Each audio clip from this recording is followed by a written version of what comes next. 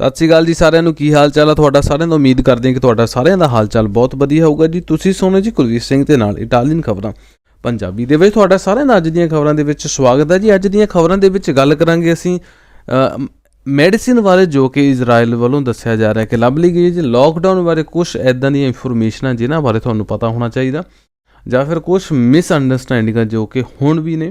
ਪਰ ਇਹ ਸਭ ਖਬਰਾਂ ਸੁਣਨ ਤੋਂ ਪਹਿਲਾਂ ਅਸੀਂ ਤੁਹਾਨੂੰ ਅੱਜ ਇਟਲੀ ਦਾ, ਇੰਡੀਆ ਅਤੇ ਪਾਕਿਸਤਾਨ ਦਾ ਜਿਹੜਾ ਹਾਲ ਆ ਉਹ ਦੱਸ ਦਈਏ ਜੀ ਕੀ ਚੱਲ ਰਿਹਾ ਜੀ। ਇਟਲੀ ਦੇ ਵਿੱਚ ਹਾਲਾਤ ਦਿਨੋਂ ਦਿਨ ਠੀਕ ਹੁੰਦੇ ਜਾ ਰਹੇ ਨੇ। ਅੱਜ 1075 ਟੋਟਲ ਨਵੇਂ ਕੇਸ ਆਏ ਨੇ। 236 ਮਰੀਜ਼ਾਂ ਦੀ ਹੋ ਗਈ ਹੈ ਮੌਤ। ਪਰ ਜਿਹੜੀ ਆਸ ਦੀ ਕਿਰਨ, ਖੁਸ਼ੀ ਦੀ ਕਿਰਨ, ਉਹ ਇਹ ਹੈ ਜੀ 2352 ਬੰਦਾ ਠੀਕ ਹੋਇਆ, ਜਿਹਦੇ ਨਾਲ ਇਟਲੀ ਦੇ ਵਿੱਚ ਟੋਟਲ 2,13,013 ਬੰਦੇ ਮਰੀਜ਼ ਹੋਏ ਇਸ ਮਹਾਮਾਰੀ ਦੇ ਨਾਲ। ਠੀਕ ਹੋਣ ਵਾਲਿਆਂ ਦੀ ਜਿਹੜੀ ਗਿਣਤੀ ਟੋਟਲ 85,231 ਹੋ ਗਈ ਹੈ ਜੀ। 29,315 ਜਿਹੜੇ ਟੋਟਲ ਮੌਤਾਂ ਹੋਈਆਂ ਨੇ ਇਟਲੀ ਦੇ ਵਿੱਚ। ਐਕਟਿਵ ਕੇਸ 98,467, ਜਿਨ੍ਹਾਂ ਦੇ ਵਿੱਚੋਂ 80,770 ਘਰਾਂ ਦੇ ਵਿੱਚ ਨਜ਼ਰਬੰਦ ਆ। 1,427 ਹਸਪੀਟਲ ਦੇ ਵਿੱਚ ਸੀਰੀਅਸ ਕੰਡੀਸ਼ਨ ਵਿੱਚ ਨੇ, ਅਤੇ 16,270 ਜਿਹੜੇ ਮਰੀਜ਼ ਨੇ ਉਹ ਹਸਪੀਟਲ ਦੇ ਵਿੱਚ ਕਿਸੇ ਨਾ ਕਿਸੇ ਸਿੰਮਟਮ ਦੇ ਨਾਲ ਐਡਮਿਟ ਨੇ। ਪਾਕਿਸਤਾਨ ਦੀ ਗੱਲ ਕਰੀਏ ਤਾਂ ਪਾਕਿਸਤਾਨ ਦੇ ਵਿੱਚ ਜਿਹੜਾ ਟੋਟਲ ਮਰੀਜ਼ ਨੇ, ਪਾਕਿਸਤਾਨ ਦੇ ਵਿੱਚ ਟੋਟਲ ਮਰੀਜ਼ 22,049 ਨੇ, ਜਿਨ੍ਹਾਂ ਦੇ ਵਿੱਚ 5,801 ਮਰੀਜ਼ ਠੀਕ ਹੋ ਚੁੱਕਾ ਅਤੇ 514 ਮਰੀਜ਼ਾਂ ਦੀ ਮੌਤ ਹੋ ਚੁੱਕੀ ਹੈ। ਇੰਡੀਆ ਦੇ ਵਿੱਚ ਜਿਹੜੇ ਟੋਟਲ ਕੇਸ ਨੇ 49,400 ਨੇ। ਅੱਜ 2,966 ਨਵਾਂ ਕੇਸ ਸਾਹਮਣੇ ਆਇਆ। ਇਹ ਐਕਟਿਵ ਕੇਸ ਨੇ 33,561, 14,142 ਮਰੀਜ਼ ਠੀਕ ਹੋ ਗਏ ਨੇ। 1,693 ਮੌਤਾਂ ਹੋਈਆਂ ਨੇ ਇੰਡੀਆ ਦੇ ਵਿੱਚ ਇਸ ਮਹਾਮਾਰੀ ਦੇ ਨਾਲ। 127 ਅੱਜ ਹੋਈਆਂ ਨੇ। 1,297 ਇੰਡੀਆ ਦੇ ਵਿੱਚ ਠੀਕ ਹੋਏ ਨੇ। ਸਭ ਤੋਂ ਵੱਧ ਜੇ ਦੇਖੀਏ ਇੰਡੀਆ ਦੇ ਵਿੱਚ ਕਿੱਥੇ ਪ੍ਰੋਬਲਮ, ਸਭ ਤੋਂ ਵੱਧ ਜਿਹੜੀ ਗਿਣਤੀ ਆ ਮਹਾਰਾਸ਼ਟਰ ਦੇ ਵਿੱਚ 15,525, 12,000 ਐਕਟਿਵ ਕੇਸ, 2,819 ਠੀਕ ਅਤੇ 617 ਬੰਦਿਆਂ ਦੀਆਂ ਮੌਤਾਂ ਹੋ ਗਈਆਂ ਨੇ। ਪੰਜਾਬ ਦਾ ਅਸੀਂ ਦੇਖੀਏ ਤਾਂ ਪੰਜਾਬ ਦੇ ਵਿੱਚ ਇੰਡੀਆ ਵਾਲਾ ਜਿਹੜਾ ਪੰਜਾਬ ਆ ਉਹਦੇ ਵਿੱਚ ਟੋਟਲ ਕੇਸ 1,451, 1,293 ਐਕਟਿਵ ਕੇਸ, 133 ਮਰੀਜ਼ ਠੀਕ ਅਤੇ 25 ਦੀ ਹੋ ਚੁੱਕੀ ਹੈ ਮੌਤ ਜੀ। ਨਾਪੋਲੀ ਦੀ ਇੱਕ ਫੈਕਟਰੀ ਵਿੱਚ ਹੋਇਆ ਧਮਾਕਾ ਜੀ। ਧਮਾਕੇ ਦੇ ਨਾਲ ਇੱਕ ਮੌਤ ਅਤੇ 2 ਹੋਏ ਫੱਟੜ। ਜ਼ਖਮੀਆਂ ਨੂੰ ਹਸਪੀਟਲ ਦੇ ਵਿੱਚੋਂ ਪਹੁੰਚਾ ਦਿੱਤਾ ਗਿਆ ਜੀ। ਨੇੜੇ ਤੇੜੇ ਦੇ ਜਿਹੜੇ ਸਰਪੰਚ ਨੇ ਉਹਨਾਂ ਨੇ ਆਪਣੇ ਪਿੰਡ ਵਾਸੀਆਂ ਨੂੰ ਕਿਹਾ ਕਿ ਆਪਣੇ ਘਰ ਦੀਆਂ ਤਾਕੀਆਂ ਦਰਵਾਜ਼ਿਆਂ ਨੂੰ ਰੱਖੋ ਬੰਦ, ਤਾਂ ਜੋ ਕੈਮੀਕਲ ਵਾਲਾ ਧੂੰਆਂ ਤੁਹਾਡੇ ਘਰ ਵਿੱਚ ਨਾ ਪਹੁੰਚੇ। ਪਹਿਲੀ ਜਿਹੜੀ ਇਨਕੁਆਇਰੀ ਕੀਤੀ ਗਈ ਹੈ, ਪਹਿਲੀ ਇਨਕੁਆਇਰੀ ਦੇ ਵਿੱਚ ਇਹੀ ਗੱਲ ਸਾਹਮਣੇ ਆਈ ਹੈ ਜੀ ਕਿ ਜਿਹੜਾ ਇਹ ਧਮਾਕਾ ਹੋਇਆ, ਜੋ ਵਿਸਫੋਟ ਹੋਇਆ, ਉੱਥੇ ਬਲਾਸਟ ਹੋਇਆ, ਇਸ ਧਮਾਕੇ ਦਾ ਕਾਰਨ ਕੀ ਸੀ? ਗੈਸ ਲੀਕੇਜ ਹੋਣ ਦਾ ਕਾਰਨ ਸੀ। ਗੈਸ ਲੀਕਿੰਗ ਕਰਕੇ ਇਹ ਧਮਾਕਾ ਹੋਇਆ ਜੀ। ਬਹੁਤ ਸਾਰੇ ਬੰਦਿਆਂ ਨੇ ਕੀਤਾ ਜੀ ਕਾਸਾ ਇੰਟੀਗ੍ਰੇਸ਼ਨ ਦਾ ਦਮੰਦਾ। ਕਾਸਾ ਇੰਟੀਗ੍ਰੇਸ਼ਨ ਨੇ ਕੀ ਹੈ, ਜੋ ਕਿ ਇੱਕ ਪੈਸੇ ਮਿਲਣੀ ਸੀ ਤੁਹਾਨੂੰ, ਸੀਜ ਦਾ ਦਮੰਦਾ, CIG। ਇਹ ਸਾਰੇ ਪੈਸੇ ਬਹੁਤ ਹੀ ਜ਼ਿਆਦਾ ਲੇਟ ਹੋ ਰਹੇ ਨੇ। ਬਹੁਤ ਸਾਰੀਆਂ ਸਟੇਟਾਂ ਇਟਲੀ ਦੇ ਵਿੱਚ ਇਹ ਗੱਲ ਸਾਹਮਣੇ ਆਈ ਹੈ ਕਿ ਉਹਨਾਂ ਤੱਕ ਪੈਸਾ ਪਹੁੰਚਿਆ ਹੀ ਨਹੀਂ, ਜੋ ਕਿ ਮਾਰਚ ਦੇ ਵਿੱਚ ਹੀ, ਮਾਰਚ ਤੋਂ ਬੰਦਿਆਂ ਨੂੰ ਪੈਸੇ ਲੱਗਣੇ ਸੀ। ਮਾਰਚ, ਅਪ੍ਰੈਲ, ਮਈ ਚੜ੍ਹ ਗਿਆ ਜੀ, ਦੂਜਾ ਫਾਜ਼ੇ ਸ਼ੁਰੂ ਹੋ ਗਿਆ, ਪਰ ਬੰਦਿਆਂ ਨੇ ਪੈਸਿਆਂ ਦਾ ਅਜੇ ਤੱਕ ਧੇਲੀ ਵੀ ਨਹੀਂ ਦੇਖੀ, ਚਵਾਨੀ ਵੀ ਨਹੀਂ ਦੇਖੀ, ਮੂੰਹ ਵੀ ਨਹੀਂ ਦੇਖਿਆ ਪੈਸਿਆਂ ਦਾ।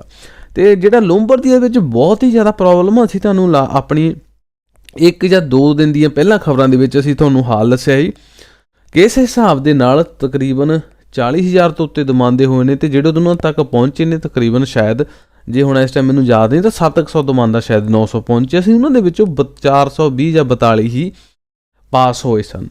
ਹੁਣ ਇਹ ਜਿਹੜੇ ਇੰਪਸ ਕਹਿ ਰਿਹਾ ਜੀ, ਇਹਦੇ ਵਿੱਚ ਮੇਰੀ ਕੋਈ ਗਲਤੀ ਨਹੀਂ। ਇਹ ਜਿਹੜੀਆਂ ਸਟੇਟਾਂ ਨੇ ਮੈਨੂੰ ਜਿਹੜਾ ਵੀ ਐਪਲੀਕੇਸ਼ਨ ਸੀ, ਹਾਂਜੀ ਐਪਲੀਕੇਸ਼ਨ ਅਸੀਂ, ਦਰਖਾਸਤਾਂ ਸੀ, ਮੇਰੇ ਤੱਕ ਨਹੀਂ ਪਹੁੰਚਾਈਆਂ। ਉਹਨਾਂ ਨੇ ਆਪਣੇ ਸਿਰੋਂ ਗੱਲ ਲਾ ਲਈ। ਅਤੇ ਹੁਣ ਲੋਂਬਰਦੀਆ ਦੇ ਵਿੱਚ ਸਭ ਤੋਂ ਜ਼ਿਆਦਾ ਪ੍ਰੋਬਲਮ ਵਾਲੀ ਗੱਲ ਹੈ ਜੀ। ਲੋਂਬਰਦੀਆ ਦੇ ਵਿੱਚ ਸਭ ਤੋਂ ਜ਼ਿਆਦਾ ਨੁਕਸਾਨ ਹੋਇਆ, ਬੰਦੇ ਉਡੀਕ ਰਹੇ ਨੇ।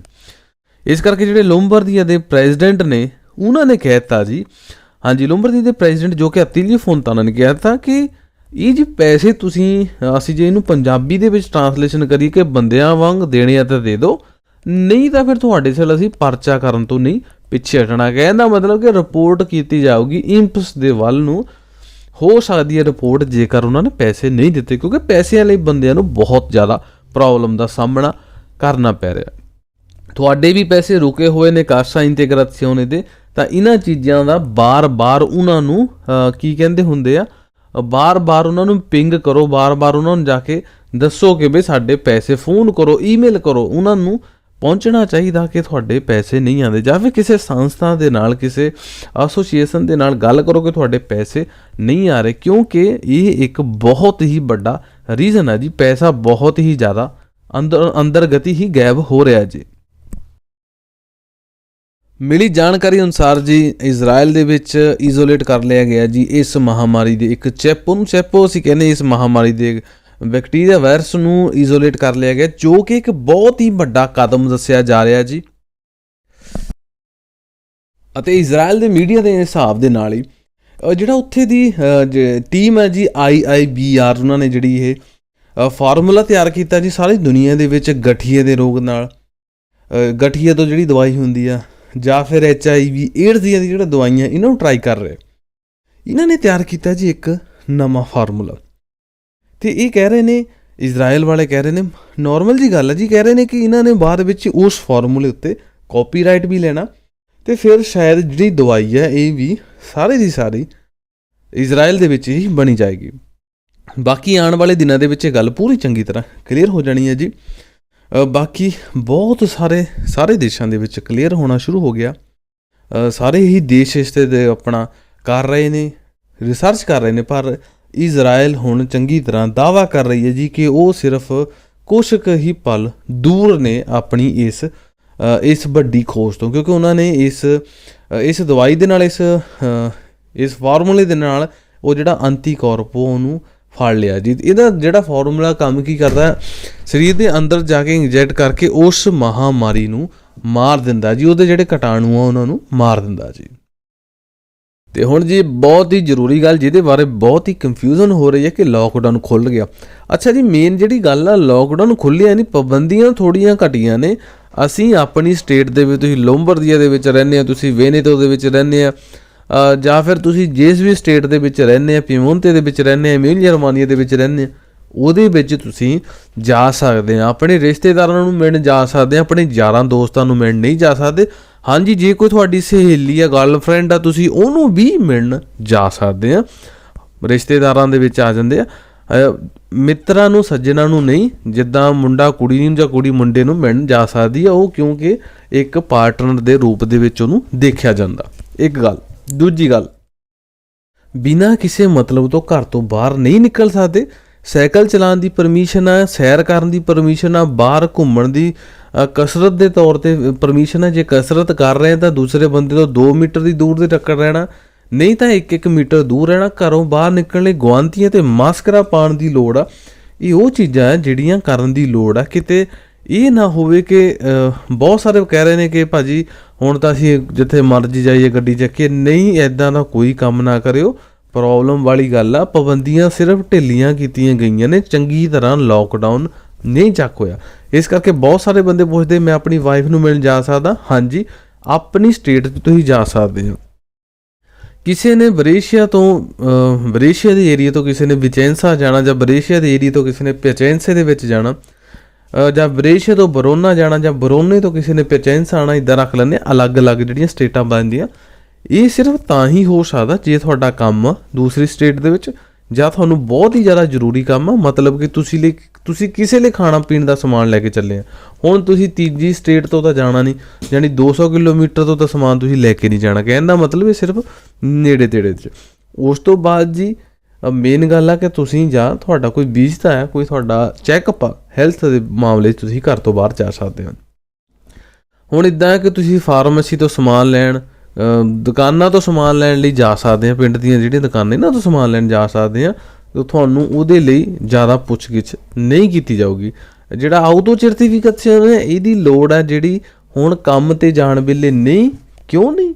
ਕਿਉਂਕਿ ਜੇ ਤੁਹਾਡੇ ਕੋਲ ਜੇਬ ਦੇ ਵਿੱਚ ਆਪਣਾ ਡਾਕਟਰੀ ਕਾਰਡ ਕਿਹਾ ਹੋਗਾ, ਜੇ ਤੁਹਾਡੇ ਕੋਲ ਆਪਣਾ ਕੰਮ ਵਾਲਾ ਕਾਰਡ ਆ, ਬਸ ਉਹੀ ਤੀਸਰੀ ਨੂੰ ਦਿਖਾ ਲੈਣਾ ਉਹਨਾਂ ਨੂੰ, ਜਿਹੜਾ ਕਾਰਡ ਬਣਿਆ ਹੁੰਦਾ ਤੁਹਾਡੀ ਫੈਕਟਰੀ ਦਾ, ਅਤੇ ਉਹਨਾਂ ਨੇ ਤੁਹਾਨੂੰ ਕੁਛ ਨਹੀਂ ਕਹਿਣਾ। ਬਾਕੀ ਇਹ ਜਿਹੜਾ ਮਾਡਲ ਹੁੰਦਾ ਫਾਰਮ ਆ, ਇਹ ਜਿਹੜਾ ਭਰਨ ਵਾਲਾ ਆਊਟੋ ਸਰਟੀਫਿਕੇਸ਼ਨ ਜਿਹਨੂੰ ਅਸੀਂ ਕਹਿੰਦੇ, ਇਹਨੂੰ ਸਟੈਂਪ ਕਰਨ ਦੀ ਲੋੜ ਨਹੀਂ ਹੁੰਦੀ। ਜੇ ਤੁਸੀਂ ਸਟੈਂਪ ਕਰੋਗੇ ਤਾਂ ਬਹੁਤ ਵਧੀਆ ਗੱਲ ਆ, ਕਿਉਂਕਿ ਤੁਹਾਡਾ ਟਾਈਮ ਬਚਦਾ।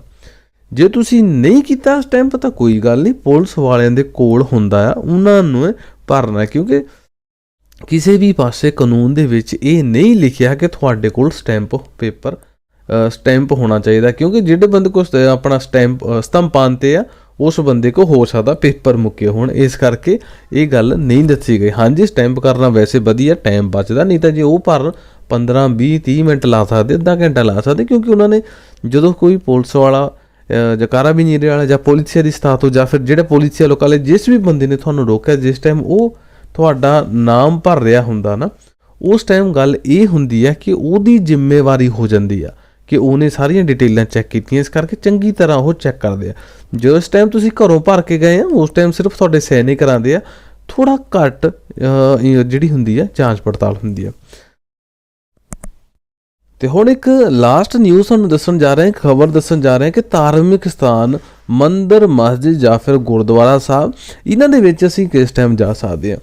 ਇਸ ਟਾਈਮ ਪੱਕਾ ਨਹੀਂ ਹੈਗਾ ਕਿ ਤੁਸੀਂ ਜਾ ਸਕਦੇ, ਪਰ 24 ਤੋਂ 31 ਤੱਕ ਇਸ ਮਹੀਨੇ ਦੇ ਐਂਡ ਲਾਸਟਲੇ ਹਫਤੇ ਦੇ ਵਿੱਚ ਇਹ ਗੱਲ ਕਲੀਅਰ ਕਰ ਦੇਣੀ ਹੈ ਜੀ ਕਿ ਇਸ ਟਾਈਮ ਹਰ ਧਰਮ ਦੇ ਜਿਹੜੇ ਧਾਰਮਿਕ ਸਥਾਨ ਖੁੱਲ੍ਹਣ ਦੀ ਪਰਮਿਸ਼ਨ ਦੇਣੀ ਹੈ ਜੀ। ਇਸ ਮਹੀਨੇ ਦੇ ਐਂਡ ਵਿੱਚ ਪਤਾ ਲੱਗਣਾ ਜੀ, ਇਸ ਕਰਕੇ ਕਿਉਂਕਿ ਮੈਨੂੰ ਬਹੁਤ ਵਾਰ ਇਸ ਗੱਲ ਬਾਰੇ ਵੀ ਪੁੱਛਿਆ ਜਾ ਰਿਹਾ ਸੀ, ਇਸ ਕਰਕੇ ਇਹ ਗੱਲ ਦੱਸਣੀ ਜ਼ਰੂਰੀ ਸਮਝੀ ਹੈ ਜੀ। ਅਤੇ ਜਿਹੜੀ ਜਾਣਕਾਰੀ ਮਿਲੀ ਹੈ ਜੀ ਉਹਦੇ ਹਿਸਾਬ ਦੇ ਨਾਲ ਧਾਰਮਿਕ ਸਥਾਨਾਂ ਦੇ ਵਿੱਚ ਮੰਦਰ, ਮਸਜਿਦ, ਗੁਰਦੁਆਰਾ ਸਾਹਿਬ, ਇਹਨਾਂ ਦੇ ਵਿੱਚ ਵੀ ਫਿਰ 1-1 ਮੀਟਰ ਦੀ ਜਿਹੜੀ ਦੂਰੀ ਆ ਉਹਦਾ ਫਾਸਲਾ ਰੱਖਣ ਦੀ ਜ਼ਰੂਰਤ ਪੈਣੀ ਹੈ ਜੀ। ਉਸ ਤੋਂ ਬਾਅਦ ਡਿਸਇਨਫੈਕਟਾਰੇ ਵੀ ਕਰਨਾ ਬਹੁਤ ਜ਼ਰੂਰੀ ਹੈ ਜੀ।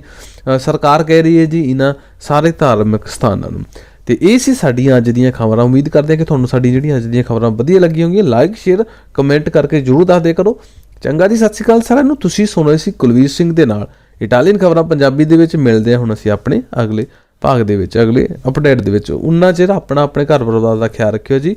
ਵਾਹਿਗੁਰੂ ਜੀ ਕਾ ਖਾਲਸਾ, ਵਾਹਿਗੁਰੂ ਜੀ ਕੀ ਫਤਿਹ।